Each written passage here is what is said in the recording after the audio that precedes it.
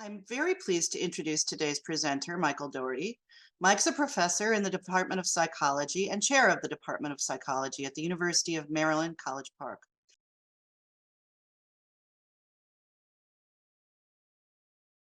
What we undertook at Maryland was basically what I would call a reform effort aimed at overhauling the way we evaluate faculty. The biggest change, most substantive change is for tenure and promotion, but we also underwent reform efforts for our annual and merit review, reform efforts for how we a funding initiative that I created that supports and aligns with the values that are sort of interwoven throughout our policies, as well as new awards that we're rolling out this semester that support the very same behaviors that we're trying to reward in our tenure and promotion.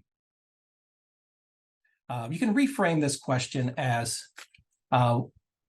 if we were to start from scratch and to develop a new evaluation system today, knowing what we know about the world, what would it look like?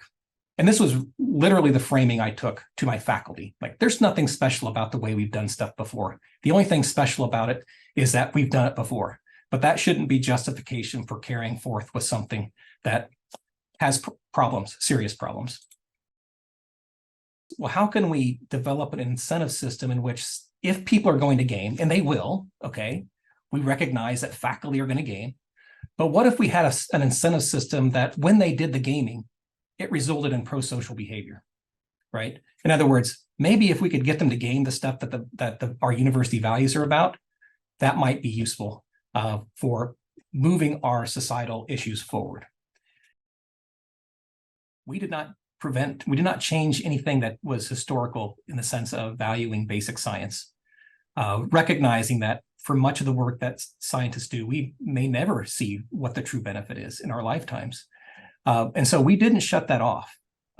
What we did was just provide an avenue for people to do work that could show more immediate and more sort of imminent focus on societal benefits. But we still have in our promotion criteria advancement of science, basic science. We've just added now that there's a way of doing your science that can also be society-based or have a more practical benefit in the short term. Well, first thing we did is we established some principles around which the reform will take place. Instead of relying on opinion or assertion or assumption, we actually leveraged data and consensus reports. I used intentional strategies to build awareness, engagement, and support. I won't go into each one of these values, but we felt that ultimately I felt that these values were so important that I wanted to have them immortalized in our criteria. So if you open up our criteria, you'll see the overarching principles and that guided our work. So number one, I made sure I did my work. We did research up front. One of the first things I did was I got cleared by my dean and provost. They were highly supportive. It was nice to find surprising allies in high places. Ultimately, this was a pretty easy way to do. And it was nice to be able to go back to them and say, hey, do you still support this? And they would always say yes. The real heavy work, though, was with laying the groundwork. And this is where I spent most of my time and where I realized that I really needed to spend some time sharing information with my faculties.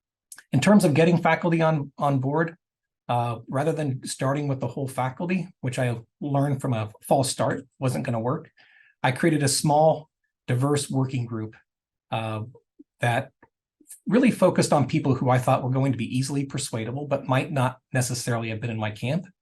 I didn't really bother to waste time on people I knew who were going to be on board. And I waited until I had sufficient buy-in to really start talking to the power brokers who I thought might want to push back. We've been running some workshops with various organizations, most of them within psychology.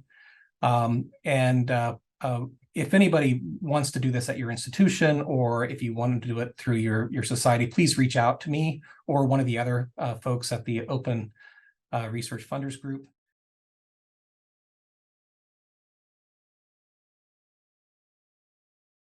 So one thing I learned from this endeavor is that faculty want to do the right thing. So early on, and so some of my faculty were having this internal dialogue, a struggle, if you will, about how they were going to promote and publish their own work. And their behaviors were guided by the promotion policies, right? And in some ways, in direct contrast to what they felt was the right thing to do. This conflict between our social responsibilities and incentives it forces individual faculty, individual people to make decisions that, might conflict with their internal values. And I think this is problematic and maybe not as widely thought about in this incentive system. It's not just about sort of the public good, but, what part of that public good we're trying to contribute to.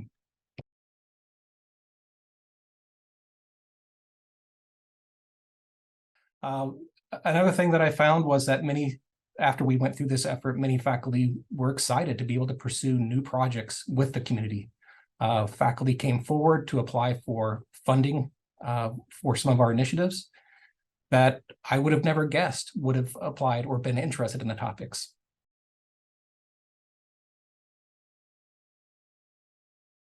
The next big thing I learned was that, we've been doing it the same way for so long that faculty have a hard time imagining something different. And really my starting point was working from our existing draft and trying to make modifications. And what I found was, so long as people already had a starting point, they were going to anchor on everything that we've been doing in the past and not move off of that anchor. And so when I ended up redoing it, had a restart on this whole process. By the way, the pandemic interrupted us midway, which ended up being kind of fortuitous because it allowed me to restart this process.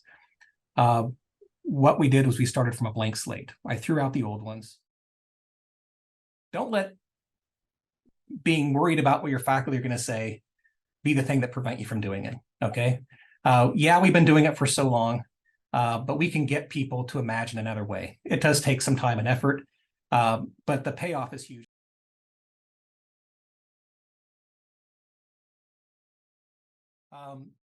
The fourth thing here is that intentionality and persistence were key.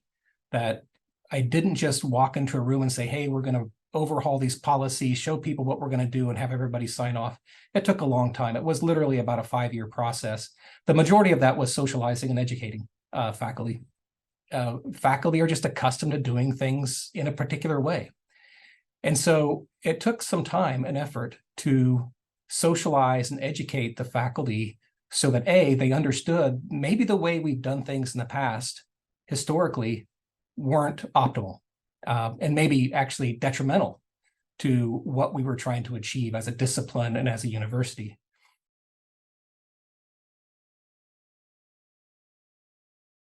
I think the most refreshing, and for some people maybe this most surprising, is that administrators are totally open. I can't tell you how many times I've heard, not just from the University of Maryland administrators, but administrators elsewhere, that they're very open to new ways of doing things. And in fact, many administrators are reorienting themselves toward the original land grant institutions upon which many of our institutions were founded, and the core values that go along with that mission, which are, quite frankly, to serve the communities inherent in our states, in our nation, and quite frankly, across the globe. Administrators are open. So don't think that they're gonna say no. The culture at Maryland has been very supportive. They say yes. I should say they rarely say no to anything. And so, we don't have a culture of no. We have a culture of get out and get it done. And that as sort of underlying this sort of movement in our department, I think was really encouraging.